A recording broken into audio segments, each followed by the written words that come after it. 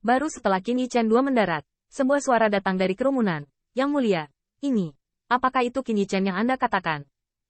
Zhang Wuyuan menutup bibirnya dan tidak berbicara, tetapi dia memberitahu semua orang bahwa pemuda di depannya memang Qin Yichen. Jadi, selusin siluet mau tidak mau terlihat aneh di akhir pertempuran. Artinya jelas, Yang mulia, bukankah Anda mengatakan dia baru saja memasuki Raja Abadi?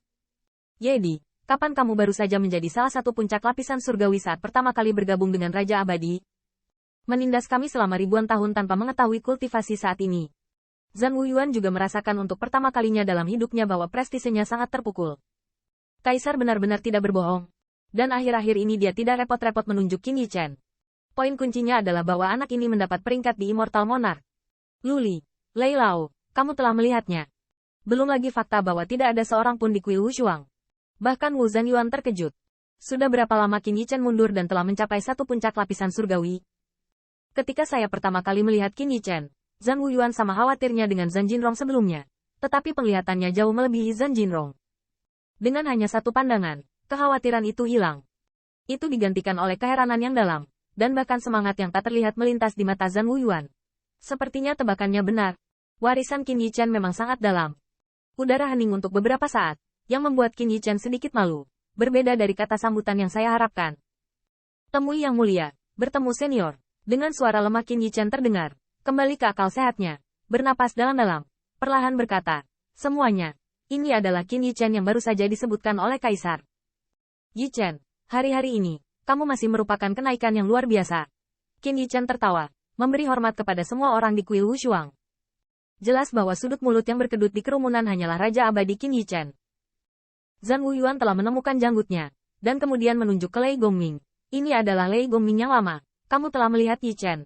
Qin Yichen Gongkuan. Yichen bertemu senior Lei. Lei Gongming menundukkan kepalanya dengan janggut perak, tetapi matanya berkedip. Berapa lama dia bangun? Saat anak itu pertama kali bertemu, nafasnya memang baru saja menembus Raja Abadi. Namun, dia tidak berbicara sama sekali. Dan Lei Gongming hanya bisa menyatukan kecurigaan di dalam hatinya. Dan Zhang Wuyuan diperkenalkan lagi saat ini. Ini adalah Qiu 10.000 Cloud. Pada saat itu juga merupakan 5 pembangkit tenaga listrik teratas di kuil Wushuang. Qin Yichen menundukkan kepalanya. Dia tidak melupakan keterkejutannya ketika Luli menyebutkan nama itu. Dan akhirnya melihat Tuhan. Melihat matanya, Qiu 10.000 Yun terlihat lebih muda dari Lei Gongming. Dia mengenakan jubah brokat hitam dengan rambut panjang dan sosok ramping.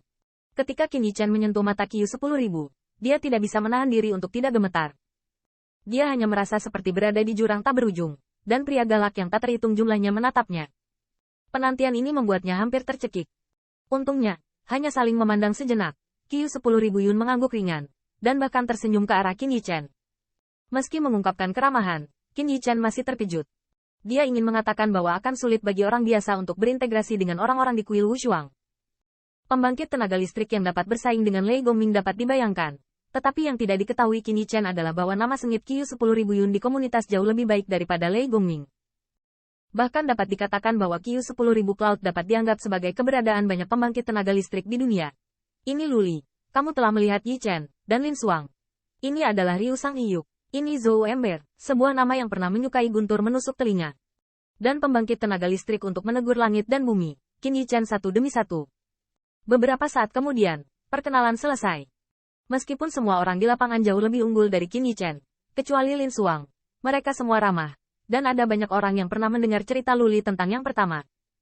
Terlebih lagi bagaimana Zhang Wuyuan secara pribadi memperkenalkan, setidaknya di permukaan, kerumunan Wushuangdian tidak mengecualikan Qin Yichen. Setelah perkenalan, saya juga melihat tangan negatif Zhang Wuyuan berkata, kamu, Kaisar telah berbicara tentang situasi benua dan benua barusan. Saya tidak akan bergosip tentang itu. Sekarang keuntungan kami adalah musuh tidak tahu bahwa Anda masih hidup. Jadi, dalam perang pertama, kita harus benar-benar tidak mempersiapkan pencuri terestrial, dan menderita kerugian besar. Qin Yichen mendengar ini jelas untuk menjelaskan tugasnya. Omong-omong, sekarang kuil Wushuang dapat dianggap sebagai terang dan gelap musuh, dan tentu saja memiliki keuntungan. Tapi sekali lagi, kekuatan keseluruhan Istana Bulu Darah hari ini pasti harus melampaui kuil Wushuang. Bagaimanapun, yang terakhir masih bertahan dalam perburuan 1000 tahun, dan Istana Bulu Darah tidak dapat dibiarkan tanpa perkembangan. Belum lagi, meskipun jumlah Blood Yugong sebanding dengan tahun itu tidak sebanding dengan kuil Wushuang. Zhang Wuyuan mengetahui hal ini, lalu berkata, mulai besok, Kaisar akan membiarkan Jin Rong memimpin pasukan untuk memperkuat Yan Ying dari Bei Hongyu. Bei Hongyu, juga perbatasan peperangan utara, adalah garis depan perang pertama dengan para prajurit dan dijaga oleh Yan Ying. Dan rumor Kaisar di suku Jie adalah bahwa pencuri Jie sudah mengirim pasukan dan ingin menyerang Bei Hongyu. Pertempuran ini tidak bisa dihindari. Jadi Kaisar ingin Lei Lao memimpin tim Anda dan pergi untuk memperkuat Bei Hongyu secara diam-diam untuk menemukan kesempatan untuk membunuh pemimpin lainnya. Lei Gongming mendengar ini. Jangan kehilangan perintah yang mulia. Zhan Wuyuan sedikit mengangguk. Juga, Hades Darah mungkin tidak mengetahui keberadaanmu. Tetapi kemungkinan besar akan membunuh tentara Bei Hongyu. Lagi pula, dia bisa memikirkan pembunuhan rahasia, dan klan tidak bisa dianggap enteng. Hal pertama yang harus diingat dalam perang adalah jangan pernah meremehkan musuhmu. Jadi, Lei Lao, kamu bisa menunggu kesempatan dulu. Jika ada pembunuh lang-lang darah, maka tidak menyadari Oriole di belakang. Jika tidak ada Bloodhawkman, lebih baik melakukannya, dan langsung potong musuh level pertama. Ya, tidak ada pertempuran. Perjalanan ini terkait dengan perbatasan Perang Korea Utara. Anda juga tahu pentingnya Bei Hongyu dalam Perang Korea Utara. Jadi, Lei Lao, saya akan mengizinkan Anda memilih 9 rekan kerja untuk bepergian. Qin Yichen terkejut, dan Lei Gongming adalah 10 pusat kekuatan kuil Wushuang. Cukup untuk melihat pentingnya pertempuran ini, dan dia mengirim 2/3 secara langsung.